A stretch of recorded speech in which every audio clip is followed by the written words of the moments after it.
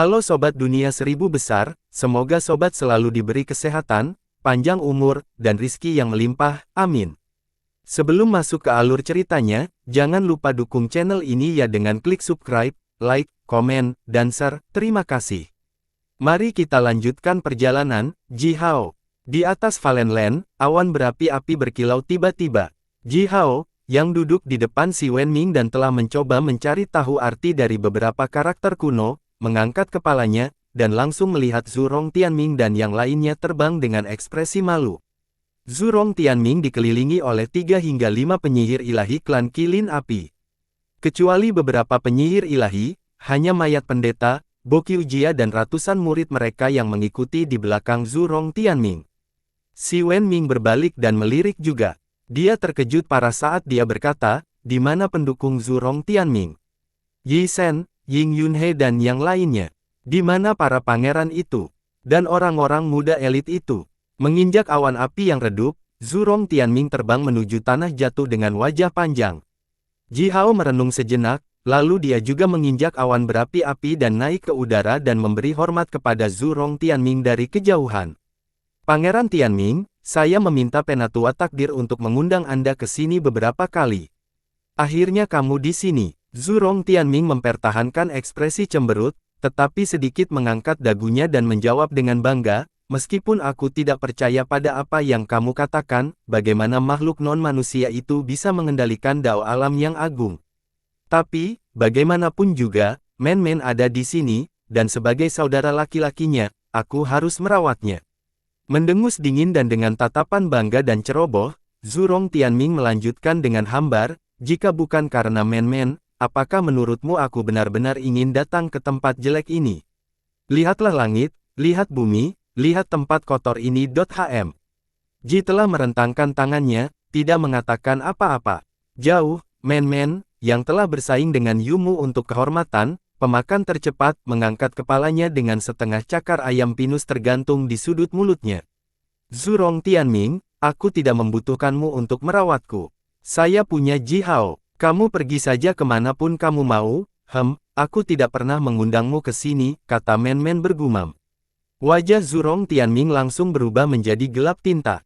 Bokyujia dengan cepat mengambil 3 langkah ke depan, mengarahkan jarinya ke Men-Men dan berteriak dengan kasar, Zhurong Men-Men, tidak peduli apa, Pangeran Tianming adalah kakak laki-lakimu. Anda tidak ingin menerima kebaikannya, baiklah, tetapi bagaimana Anda bisa mengatakan sesuatu seperti ini kepadanya? Seorang gadis yang tidak berbakat dan tidak sopan sepertimu.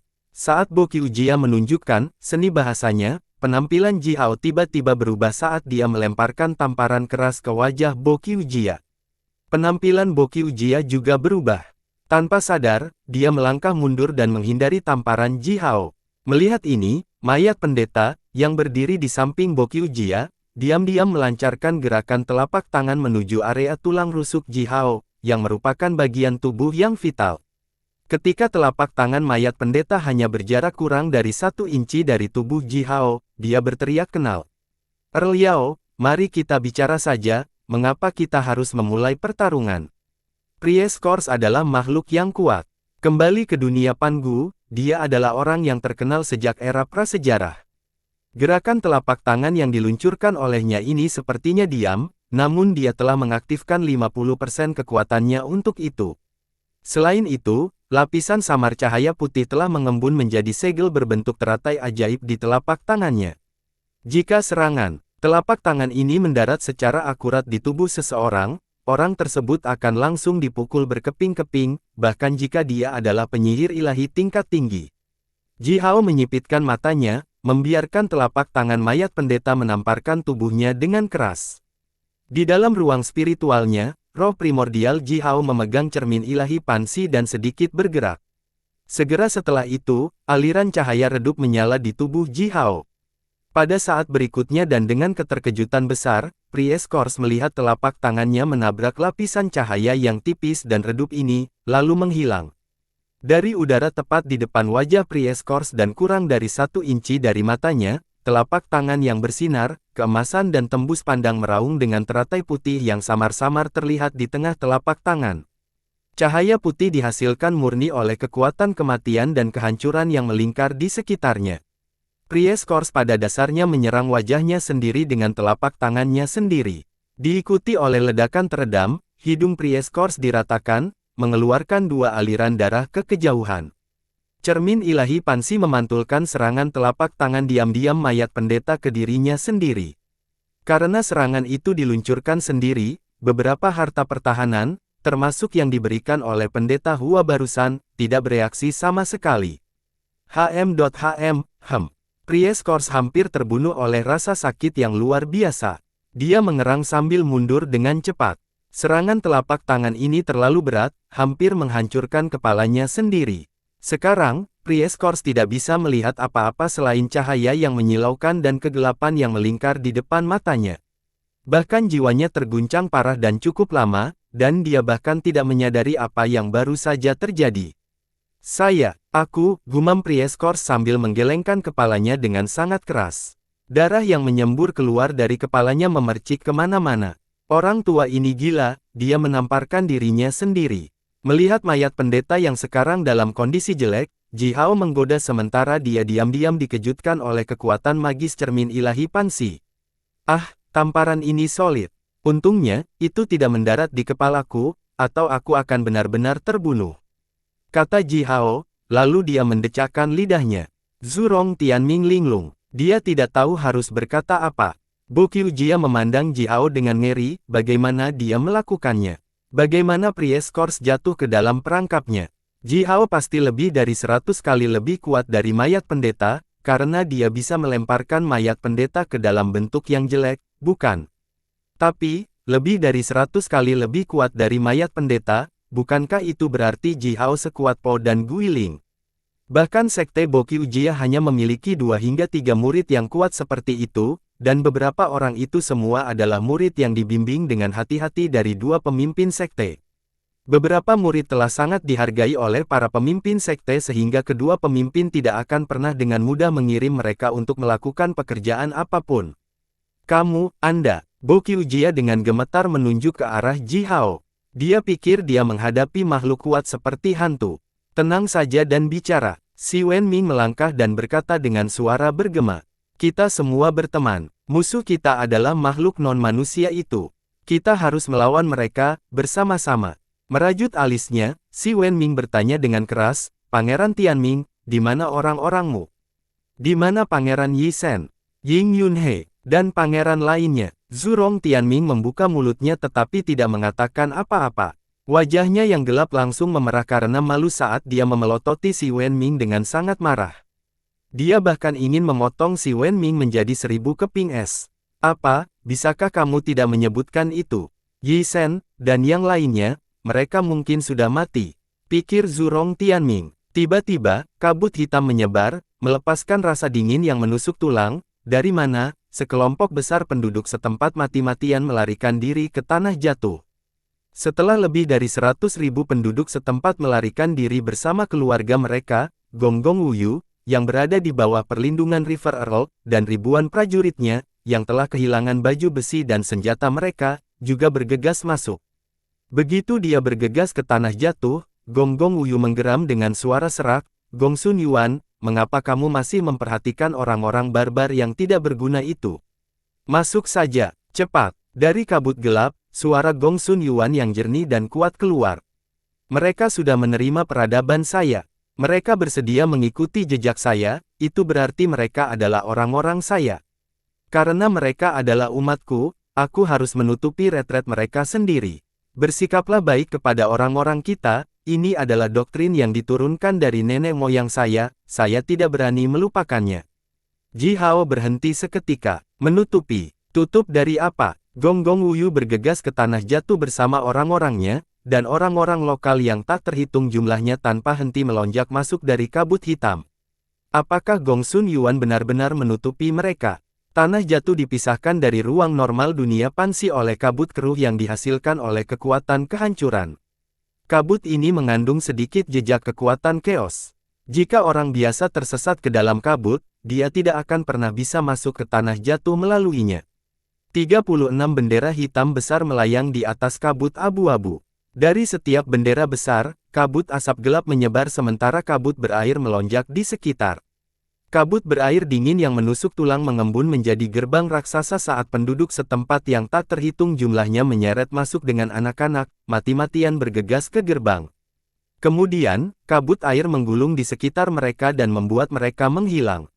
Banyak penduduk setempat akan mengangkat kepala mereka dan berteriak, kebaikan besar dari Guru Gongsun, ketika mereka bergegas ke gerbang, dan kemudian, aliran tipis kekuatan roh akan melonjak keluar dari antara alis mereka, berkumpul menjadi sungai yang sedikit lebih besar, kemudian menjadi sungai seperti sungai, akhirnya berubah menjadi aliran kekuatan roh yang mengalir deras, seperti sungai besar. Sungai-sungai ini akan tanpa henti mengalir ke tubuh Gongsun Yuan, yang berada di puncak gunung yang menjulang tinggi puluhan ribu mil jauhnya. Gongsun Yuan mengenakan baju besi emas, dipasang di atas naga kuning, memegang perisai di tangan kirinya dan pedang di tangan kanannya. Dia sekarang menghadapi hampir 1000 prajurit klan Jia.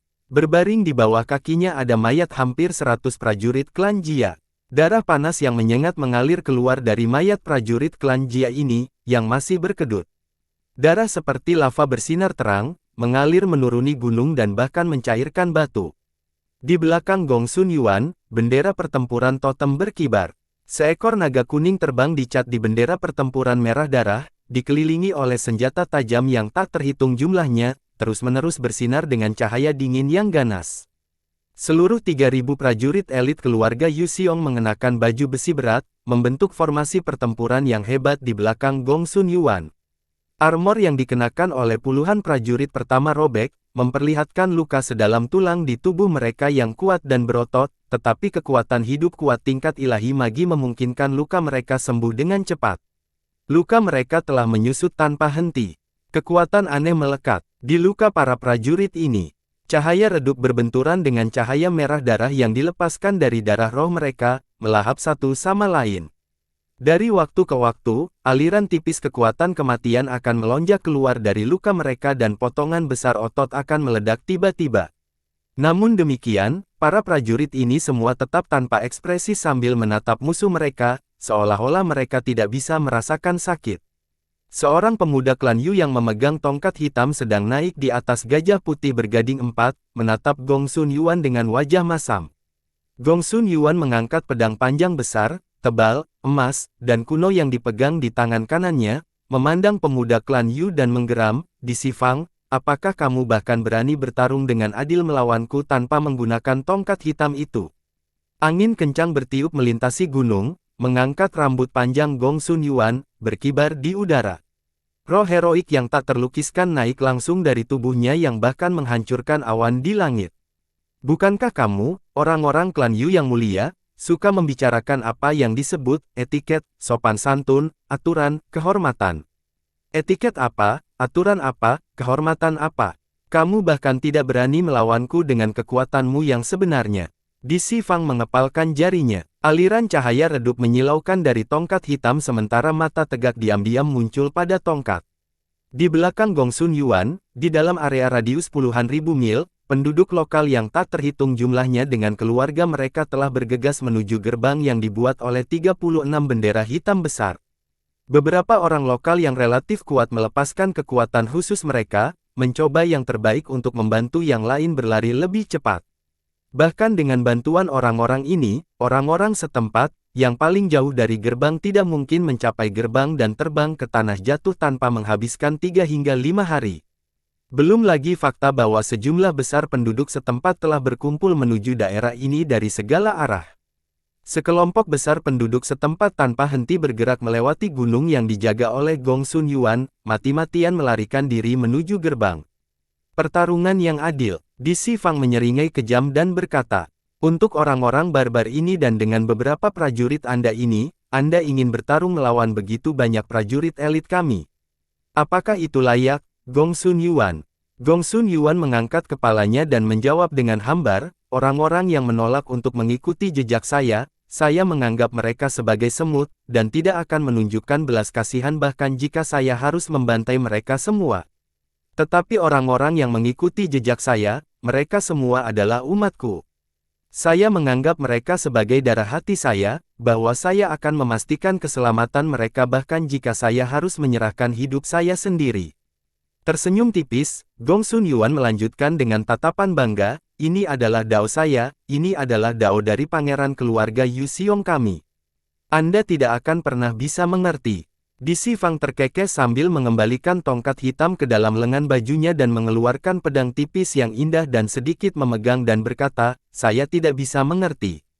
Aku mengerti, apa yang disebut daomu tidak lain adalah meniru leluhurmu sebanyak yang kamu bisa. Kaisar Xuan Yuan, hehe, apakah Anda benar-benar berpikir bahwa Anda bisa menjadi kaisar manusia berikutnya? Serang, Di Si Fang dengan bangga memberi perintah, lalu berkata, mohon berikan dia kematian yang adil. Setelah saya memotong kepalanya dan membuatnya menjadi mangkuk anggur, saya akan mengukir garis di atasnya, ini adalah seorang idiot yang ingin menjadi kaisar manusia. Haha, menyerang, lebih dari 10.000 prajurit. Klan Jia menggeram secara bersamaan. Mereka berpisah menjadi pasukan ribuan orang yang tampak seperti puluhan naga hitam yang mengamuk, meraung menuju puncak gunung tempat Gong Sun Yuan berdiri. Beberapa pemuda klan Xiu yang berdiri di belakang Di Si Fang tertawa terbahak-bahak bersama. Gelang yang dikenakan oleh mereka melepaskan cahaya yang menyilaukan dari waktu ke waktu. Dari cahaya, bola logam berukuran berbeda yang tak terhitung jumlahnya keluar. Bola logam ini terbelah sekali setelah jatuh ke tanah, berubah menjadi laba-laba logam, kalajengking, harimau, macan tutul, dan binatang logam lainnya yang berbentuk indah dan tampak aneh yang tak terhitung jumlahnya, menerkam gunung. Dalam sekejap mata, beberapa pemuda klan Xiu telah melepaskan lebih dari 100.000 boneka pertempuran. Boneka pertempuran ini bergegas, melampaui prajurit klan Jia di depan dan diam-diam mendekati Gong Sun Yuan. Mereka tampak seperti banjir logam. Jahat, mati. Gong Sun Yuan menggeram. Wajahnya sedikit memerah saat dia mengeluarkan seteguk darah di pedang emas yang memegang di tangannya. Pedang panjang itu mulai bergetar intens saat gaya kuno yang tak terhitung jumlahnya, simbol mantra besar muncul dari ujung pedang. Aliran cahaya keemasan yang menyilaukan dilepaskan dari ujung pedang, mencapai hampir 10 mil jauhnya. Di sepanjang lereng gunung, cahaya pedang yang sangat terang meretas langsung ke arah boneka pertempuran itu. Cahaya pedang meledak, berubah menjadi lampu pedang emas berukuran berbeda yang tak terhitung jumlahnya, menyilaukan ke segala arah. Boneka logam yang tak terhitung dipotong berkeping-keping oleh cahaya pedang yang tajam, dan ujung tombaknya sehalus cermin. Dimanapun lampu pedang emas mencapai, sejumlah besar boneka logam akan jatuh ke tanah sementara asap tebal mengembang keluar dan baut listrik mendesis keluar dari tubuh mereka. Wajah beberapa pemuda klan Xiu berkedut intens, hati mereka bahkan berdarah karena kehilangan besar.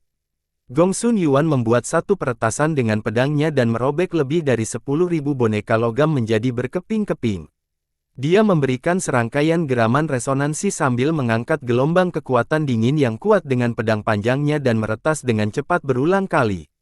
Aliran cahaya pedang berbentuk busur melintas di sepanjang lereng gunung seperti mesin pemotong rumput lapangan. Dimanapun cahaya pedang menyapu, setiap boneka logam dipotong menjadi dua. Ji Hao menunggangi punggung Tuan Gagak dan keluar dari tanah jatuh. Matanya berbinar dengan cahaya keemasan dan dari kejauhan, dia melihat Gong Sun Yuan, yang dengan gila-gilaan memegang pedangnya. Saya tidak berpikir bahwa dia bisa begitu berani. Melihat Gong Sun Yuan yang sekarang tampak seperti prajurit gila, Ji Hao tidak tahu bagaimana menggambarkan perasaannya. Pangeran ini ternyata memiliki semangat seperti itu. Memang, keturunan keluarga Yu Xiong tidak pernah biasa.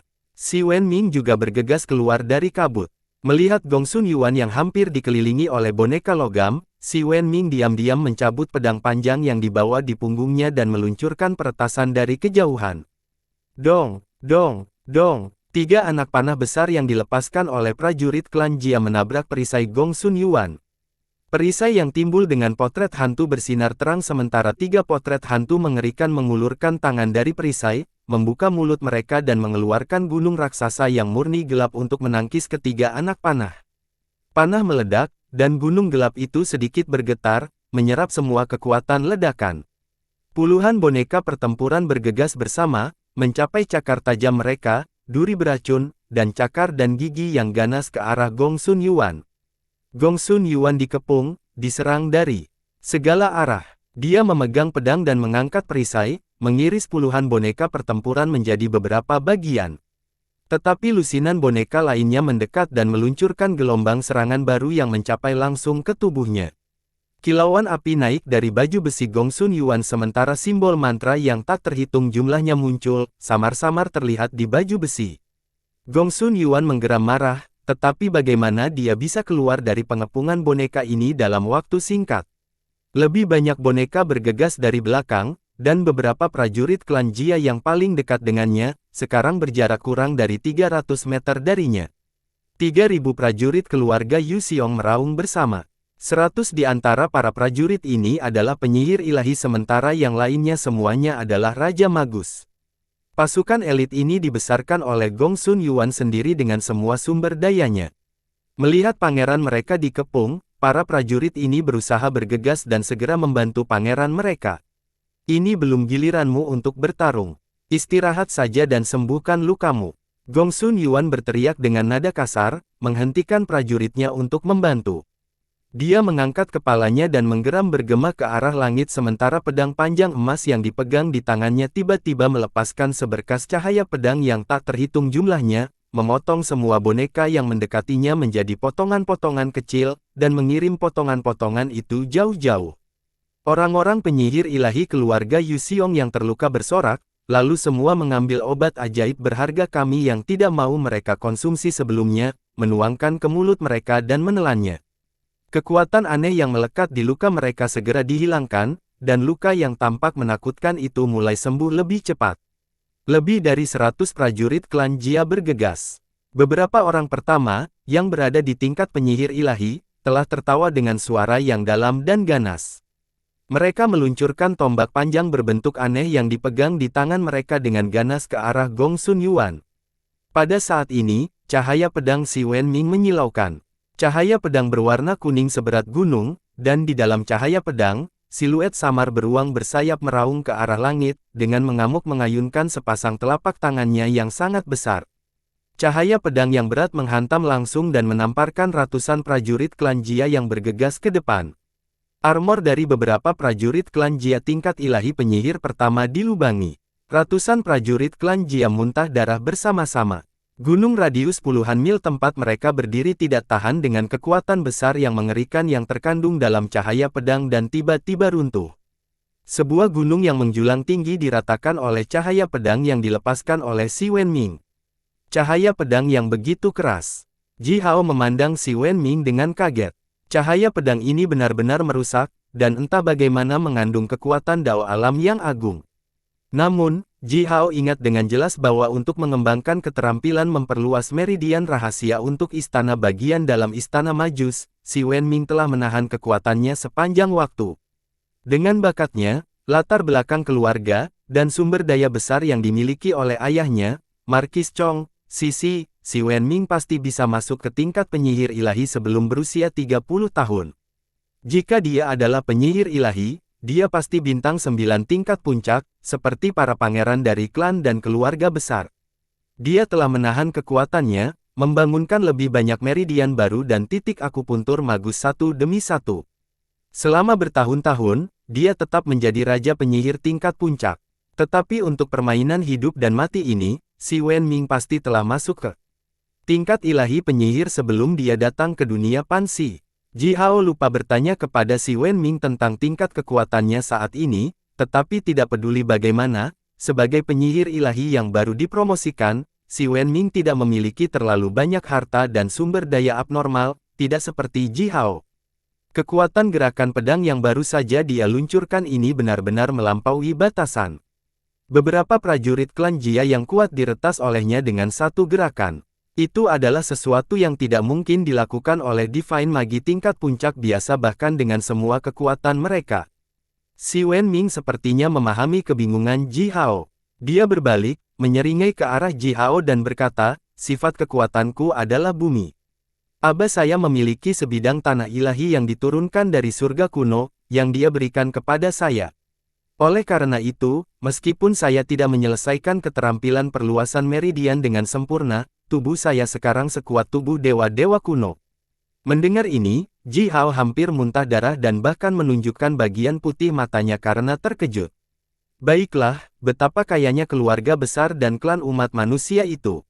Sifat kekuatan Si Wenming adalah bumi, ini adalah sesuatu yang diketahui Ji Hao. Tapi dia benar-benar telah mengkonsumsi sepotong tanah ilahi yang berasal dari surga kuno, hanya untuk meningkatkan kekuatannya. Tanah ilahi, kau yakin itu tanah ilahi? Ji Hao dengan aneh menatap Si Wenming dan berpikir, kamu yakin kamu telah menggunakan sebidang tanah ilahi untuk meningkatkan kekuatanmu? Baiklah, tubuh Si Wenming sekarang setangguh dewa-dewa kuno kelas atas. Meskipun Ji Hao tidak tahu persis seberapa kuat dewa-dewa ilahi kuno itu, tanpa diragukan lagi, Si Wenming sekarang jauh lebih kuat daripada penyihir ilahi biasa. Selain itu, Abaku menghabiskan semua koleksinya di penyimpanan pribadinya untuk mengadakan upacara persembahan bintang rahasia, kata Si Wenming sambil melepaskan cahaya pedang lainnya, memaksa ratusan prajurit klan Jia lainnya kembali dari kejauhan. Kecuali bintang roh lamaku, kekuatan 7 bintang roh lainnya telah ditarik turun dari langit berbintang yang dalam ketika aku menjadi penyihir ilahi, dan semuanya terkondensasi menjadi bintang roh di dalam tubuhku. Menghitung dengan jari-jarinya, Si Wenming menyeringai dan melanjutkan, saat ini saya memiliki 8 bintang roh. Masing-masing dari mereka memadatkan kekuatan 2 bintang. Itu berarti, aku sekarang telah melampaui penyihir ilahi bintang 9 yang biasanya. Saya, penyihir ilahi bintang 16. Ji Hao benar-benar ingin muntah darah. Bagi Raja Magus manusia biasa, mencapai 1 bintang roh akan sama sulitnya dengan mencapai surga. Si Wenming memiliki ayah kaya yang mengadakan semacam upacara persembahan bintang untuknya dan langsung menarik kekuatan 7 bintang roh ke dalam tubuhnya, baiklah. Tapi dia memiliki 16 bintang roh. Biasanya, penyihir ilahi manusia hanya memiliki 1 bintang roh. Adapun mereka yang mencapai level bintang 9, mereka semua akan dihitung sebagai makhluk kuat tingkat puncak. Namun demikian, Si Wenming sekarang jauh lebih kuat daripada penyihir ilahi tingkat puncak itu. Tidak heran cahaya pedang yang dilepaskan olehnya bisa begitu merusak. 8 bintang roh, mengapa kamu tidak memenuhi tempat terakhir dan menjadikannya 9? Ji Hao memandang Si Wenming dan bertanya dengan bingung. Aku menyimpan tempat terakhir untuk bintang Kaisar Ziwei, jawab Si Wenming tersenyum sambil menatap Ji Hao.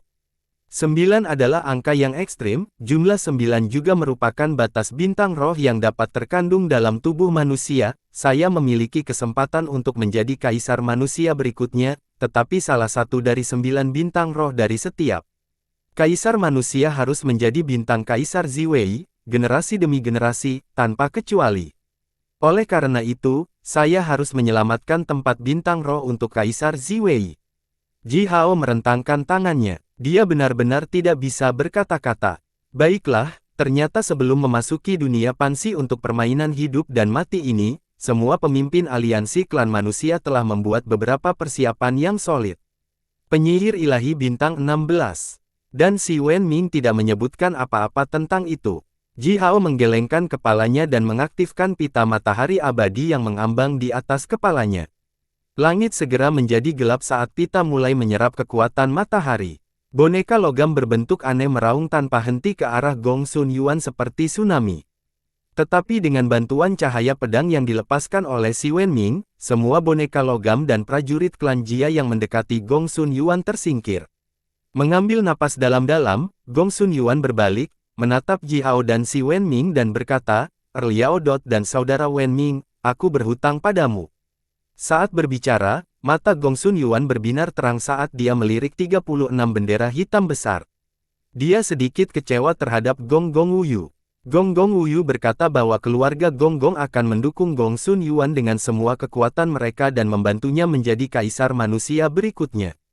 Tetapi dalam situasi darurat seperti itu, ketika Gong Sun Yuan mempertaruhkan nyawanya sendiri untuk menutupi mundur orang lain, Gong Gong Wuyu tidak melakukan apa-apa selain melarikan diri ke tanah jatuh di bawah perlindungan River Earl.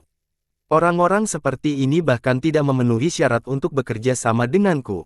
Sumpah aliansi. Gong Sun Yuan mengayunkan pedangnya dan dengan keras meretas perisai berat yang dipegang di tangan prajurit klan Jia menjadi 2. Penampilannya berubah sedingin es saat dia bergumam, apakah keluarga Yu Xiong kami membutuhkan bantuan dari keluarga Gong Gong?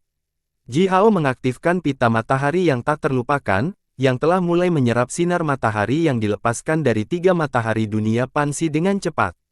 Sinar matahari diserap begitu cepat sehingga area radius 10.000 mil di sekitar Ji Hao menjadi murni gelap. Semua sinar matahari ditelan oleh pita. Mengapa kalian semua berkerumun? Ingin memberiku kenyamanan untuk membakarmu. Ji Hao tertawa terbahak-bahak sambil melihat boneka pertempuran yang berkumpul itu. Dia mencengkeram pita matahari dengan kedua tangannya dan berayun dengan keras di udara. Api matahari esensi emas turun dari langit, tampak seperti hujan transparan keemasan yang jatuh dari udara. Itu diam-diam melepaskan kabut keemasan yang indah yang menyebar di langit. Pemandangan yang begitu indah mengandung kekuatan pembunuhan yang kuat dan merusak. Tanpa menyentuh Gongsun Yuan dan salah satu dari 3.000 prajuritnya, hujan api keemasan turun ke tanah. Semua benda yang tersentuh oleh api matahari esensi dibakar, termasuk boneka logam yang dilepaskan oleh beberapa pemuda klan Xiu, dan prajurit klan Jia itu. Simbol mantra yang tak terhitung jumlahnya berkilau di permukaan boneka logam itu saat formasi sihir pertahanan yang diatur di dalam tubuh mereka dengan cepat mengkonsumsi kristal sihir yang disimpan, menangkis esensi api matahari. Tapi esensi api matahari terlalu kuat, sehingga simbol-simbol mantra itu terbakar lapis demi lapis, dan formasi sihir pertahanan itu dihancurkan dalam sekejap mata. Api dengan mudah mencapai tubuh boneka logam itu. Paduan yang dibuat secara diam-diam yang diproduksi oleh pengrajin Master Klan Xiu tampaknya benar-benar rentan terhadap esensi api matahari. Hanya sedikit boneka logam yang kuat, yang memiliki inti yang terbuat dari bahan ilahi yang sangat berharga, yang dapat bertahan sedetik sebelum mereka dibakar menjadi genangan cairan dan menguap pada akhirnya. Lebih dari 100.000 boneka logam skala kecil hingga menengah terbakar hampir dalam sekejap. Tepat setelah itu, giliran prajurit klan Jia yang menderita. Sebagai prajurit elit klan Jia, baju besi yang dikenakan oleh mereka jauh lebih kuat daripada boneka logam itu, dan bahkan dapat menahan serangan berat terus-menerus yang diluncurkan oleh penyihir ilahi tanpa terluka.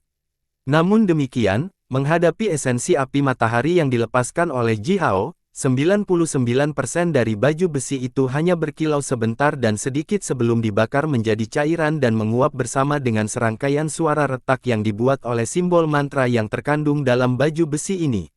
Armor yang dikenakan oleh prajurit klan Jia yang terbungkus oleh esensi api matahari meleleh tepat di tubuh mereka, yang benar-benar mimpi buruk. Kulit mereka terbakar oleh cairan logam, dan di beberapa area tubuh mereka, bahkan tulang tembus pandang pun terbuka. Mereka melolong kesakitan, mencoba yang terbaik untuk meningkatkan kekuatan hidup mereka dan berusaha menyembuhkan tubuh mereka. Namun demikian, setelah membakar baju besi mereka, esensi api matahari diam-diam melekat di tubuh mereka. Otot-otot terbakar lapis demi lapis, dan kemudian api mengelilingi tulang mereka. Segera, tulang-tulang yang hampir tidak bisa dihancurkan itu diam-diam menguap juga. Ribuan obor berbentuk manusia mati-matian berlari di tanah sambil melolong melengking. Lolongan itu berlangsung selama sekitar 1 napas sebelum obor berbentuk manusia ini menghilang juga. Hanya bola esensi api matahari yang mendarat di tanah, diam-diam membakar bebatuan dan tanah, lalu membakar semua ini menjadi ketiadaan juga. Armor yang dikenakan oleh puluhan pemimpin prajurit klan Jia jelas merupakan harta asli, dan mungkin merupakan senjata suci pradunia yang dijarah oleh leluhur mereka dari dunia yang tidak diketahui. Oleh karena itu, di bawah api matahari esensi, baju besi ini bertahan lebih lama daripada yang biasa. Namun demikian, bahkan senjata suci pradunia tidak tahan dengan pembakaran api matahari esensi. Suara retak yang dalam datang dari jauh di dalam baju besi ini. Sementara itu, pemilik baju besi ini berjuang dan melarikan diri. Suhu di dalam baju besi naik dengan cepat, dan tubuh para pemimpin prajurit klan Jia itu terbakar, membuat mereka menangis dan melolong kesakitan. Di kejauhan, Di Sifang berteriak sambil mengeluarkan tongkat hitam tanpa sadar. Gongsun Yuan segera mengangkat pedang panjangnya dan menggeram dengan memprovokasi pada Di Sifang. Di Sifang, bukankah Anda mengklaim bahwa Anda adalah yang paling luar biasa di antara seluruh klan Yu? Apakah kamu berani bertarung secara adil melawanku? Di Sifang berhenti sejenak. Dia melambaikan tongkat hitam, sepertinya tidak tahu harus berbuat apa. Memang, dia telah mengatakan sesuatu seperti itu. Tapi pasukannya menderita kerugian besar sekarang. Kurang dari 1 juta makhluk non-manusia telah mengambil bagian dalam permainan hidup dan mati ini, tetapi ribuan dari mereka sudah dibakar sampai mati oleh Ji Hao. Sekarang, prajurit klan Jia lainnya di bawah komandonya, yang bisa dihitung sebagai yang terkuat, juga berada dalam bahaya fatal. Jika semua prajurit ini jatuh, bagaimana Di Sifang menjelaskan ini kepada atasannya? Selain itu, bahkan para pemimpin prajurit klan Jia yang berasal dari keluarga besar klan Jia yang memiliki sejarah panjang dan telah menjarah dunia yang tak terhitung jumlahnya tidak dapat menahan serangan Ji Hao, meskipun mereka semua memiliki harta yang kuat. Jelas, pita matahari abadi yang mengambang di atas kepala Ji Hao adalah semacam harta karun tertinggi. Ji Hao membunuh musuh-musuhnya. Dengan harta yang begitu kuat, bisakah ini dihitung sebagai pertarungan yang adil? Di Sifang sangat bingung. Dia tanpa sadar melambaikan tongkat hitam, dan selanjutnya, awan gelap tebal muncul di atas kepala Ji Hao. Mengikuti guntur yang bergemuruh, ratusan petir besar meraung. Ji Hao terkekeh saat aliran cahaya redup muncul dari atas kepalanya, semua petir menghilang saat jatuh ke dalam aliran cahaya redup, lalu menyilaukan dari udara di sekitar Di Sifang di saat berikutnya. Di Sifang dan sekelompok pemimpin non-manusia bahkan tidak menyadari apa yang terjadi sebelum ratusan petir menghantam dengan luar biasa. Petir melonjak dengan mengamuk dan menghancurkan ruang sekitar 10 mil dalam radius. Di dalam area ini, setiap benda menjadi abu, termasuk udara dan tanah. Ruang area itu menghilang, hanya meninggalkan lubang gelap. Di dalam lubang gelap, aliran udara keruh telah bergulir sementara ruang normal di sekitarnya perlahan bergerak ke dalam seperti aliran air. Setelah setengah jam, area ruang yang hancur ini akhirnya diperbaiki. Namun demikian, Di Sifang dan orang-orangnya pergi untuk selamanya, tanpa meninggalkan sehelai rambut pun. Bagaimana ini bisa terjadi? Si Wenming menatap Ji Hao dengan kaget. Di Sifang telah menggunakan kekuatan dao besar dunia Pansi, tetapi mengapa mereka dimusnahkan dari dunia ini oleh petir? Ji Hao menyipitkan matanya, sepertinya sedang memikirkan sesuatu. Makhluk non-manusia ini memang telah mengendalikan dao alam yang agung, tetapi mereka tampaknya tidak cukup memperhatikan kekuatan pertahanan mereka sendiri. Mungkin mereka pikir mereka telah mencapai senjata pembunuh paling ganas dan tidak membutuhkan pertahanan lagi. Ji Hao buru-buru meninggalkan Si Wenming dan Gong Sun Yuan dan menunggangi punggung Tuan Crow, terbang di langit tanpa tujuan. Di Sifang menjadi abu oleh petir yang dilepaskan olehnya. Lebih dari 10.000 prajurit elit klan Jia, hampir 100 orang klan Yu, dan sekitar 10 elit klan Xiu di bawah komandonya semuanya terbunuh juga. Sistem peringatan dini non-umat manusia cukup maju, bahwa setelah Ji Hao melayang di udara selama setengah hari, berdiameter ratusan meter, pelat logam berbentuk bulat terbang dengan cepat dari kejauhan. Beberapa pemuda klan Yu berdiri di tempat logam pertama. Melihat Tuan Gagak dan Ji Hao, yang terbang di langit, seorang pemuda klan Yu mengangkat tongkat hitamnya. Tapi dia kemudian ragu-ragu dan melambaikan tangannya ke depan. Kirim beberapa orang, tangkap dia hidup-hidup. Tidak peduli apa, orang-orang klan Yu sangat menghargai wajah mereka. Ji Hao sendirian dengan Tuan Gagak, yang merupakan tunggangan terbang, dan sepasang bayi ular api di bahunya sepertinya sama sekali tidak berdaya. Bagi orang-orang klan Yu yang bangga, mengaktifkan dao alam yang agung dari seluruh dunia Pansi untuk satu musuh terlalu memalukan. 10 prajurit klan Jia menanggapi, lalu naik ke langit, jatuh dari pelat logam di bawah kaki mereka dan terbang menuju Ji Hao. Manusia rendahan, lepaskan semua perlawanan, Tuan kita ingin meminta sesuatu padamu. Seorang prajurit klan Jia berteriak dari jarak puluhan mil. Ji Hao menggeram dalam-dalam dan membuat Tuan Gagak berhenti di udara. Melihat 10 prajurit klan Jia semakin dekat, Ji Hao tertawa, mengangkat kakinya dan menginjak awan yang berapi-api, berlari langsung ke arah mereka tanpa mengaktifkan harta karun apapun. Ji Hao terbang secepat sinar matahari. Dia melintas di udara dan meraih di depan wajah prajurit klan Jia, berlutut lurus di tempat di antara kaki prajurit klan Jia. Prajurit klan Jia ini hanyalah raja penyihir tingkat tinggi.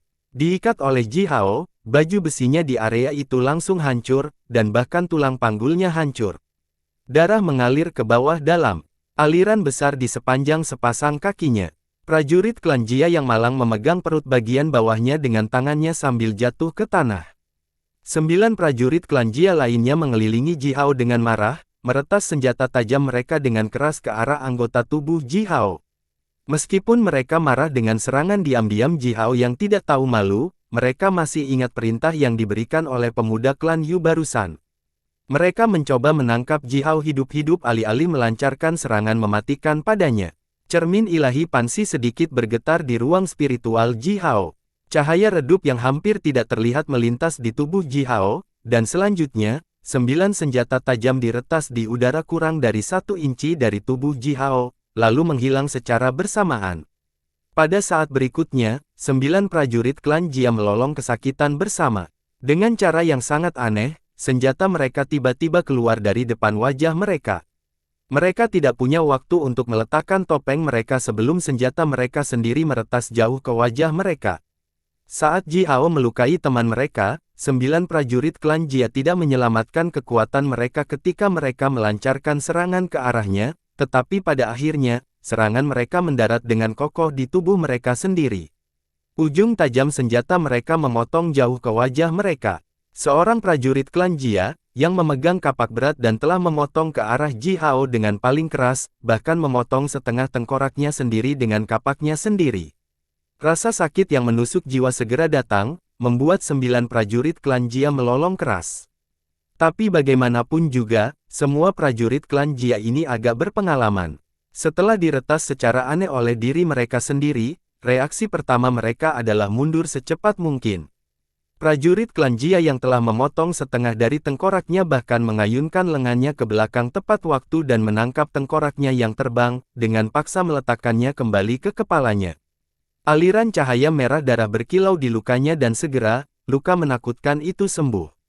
Luka-luka ini tidak akan pernah bisa menakut-nakuti prajurit klan Jia ini.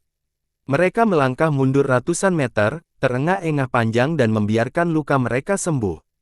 Setelah itu, mereka saling melirik, mata berkilau dengan cahaya ganas sambil bergegas dengan cepat menuju Ji Hao, meninggalkan serpihan bayangan di udara. Kali ini, mereka tidak melancarkan serangan bersama, dan sebaliknya, mengepung Ji Hao. Prajurit klan Jia terlemah mencoba meretas Ji Hao sekali lagi. Peretasan ini cepat dan ganas, dan aliran udara yang disebabkan olehnya sangat tajam. Tepi bilahnya mengiris udara, bahkan tidak menyebabkan suara desir sedikit pun. Ji Hao berdiri diam sempurna, membiarkan prajurit klan Jia ini meretas tubuhnya sendiri, sekali lagi. Aliran cahaya redup lainnya melintas, dan pedang yang dipegang di tangan prajurit klan Jia tiba-tiba menghilang sama seperti terakhir kali, cahaya bilah yang menyilaukan melintas di leher prajurit klan Jia pada saat berikutnya, mengirim kepala besar terbang ke udara saat darah menyembur keluar. Apa-apaan? Pemimpin 10 prajurit klan Jia meledak dengan kutukan yang mengamuk sambil buru-buru berlari, meraih kepalanya dan menyatukannya dengan tubuh prajurit klan Jia sebelum kekuatan hidupnya menghilang sepenuhnya. Kekuatan hidup yang kuat ditingkatkan di tubuh prajurit klan Jia yang kepalanya dipenggal sendiri. Di sekitar lehernya yang patah, otot dan kulit mulai tumbuh, dan segera, kepala dan tubuhnya terhubung kembali bersama. Dalam rentang beberapa napas, luka mematikan ini sembuh sepenuhnya. Ini, apakah dia hantu? Prajurit klan Jia yang baru saja memenggal kepala dan hampir bunuh diri, berterima kasih kepada pemimpinnya dan kemudian dengan bingung menjulurkan keempat matanya, menatap Ji Hao dan berkata, pedangku, saya tidak. 2 prajurit klan Jia lainnya saling melirik, lalu menyingkirkan senjata mereka. Salah satu dari mereka melemparkan pukulan keras ke wajah Ji Hao sementara yang lain meluruskan jari telunjuk dan jari tengah tangan kanannya, dengan keras menusuk ke arah tulang belakang Ji Hao. Ji Hao berdiri diam, dengan senyum tipis di wajahnya. Saat berikutnya, prajurit klan Jia yang meninju Ji Hao dari depan wajahnya dilubangi oleh tinjunya sendiri, kemudian dikirim ke lebih dari 10 mil jauhnya.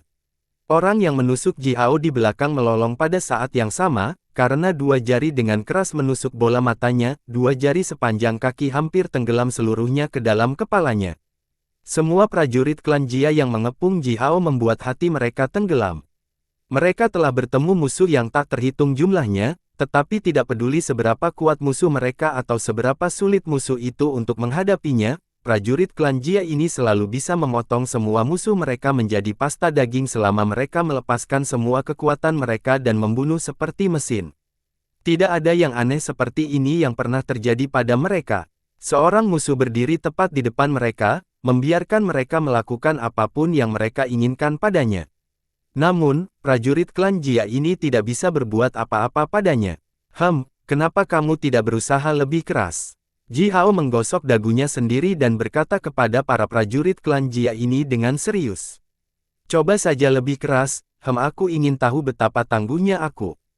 Faktanya, saya di sini mencari serangan yang bagus. Di kejauhan, pemuda klan Yu yang memimpin pasukan non-manusia ini menggeram marah sambil sedikit mengguncang tongkat hitam yang dipegang di tangannya.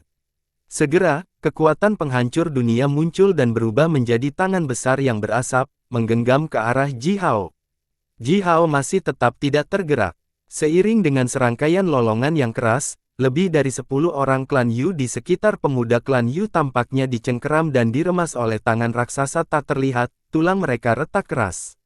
Selanjutnya, orang-orang klan Yu itu diperas menjadi potongan daging berdarah, yang benar-benar tidak bugar. Kecuali Ji Hao sendiri, setiap orang di tempat kejadian tercengang oleh apa yang baru saja mereka lihat, dan seluruh area menjadi sunyi yang mematikan. Bersambung.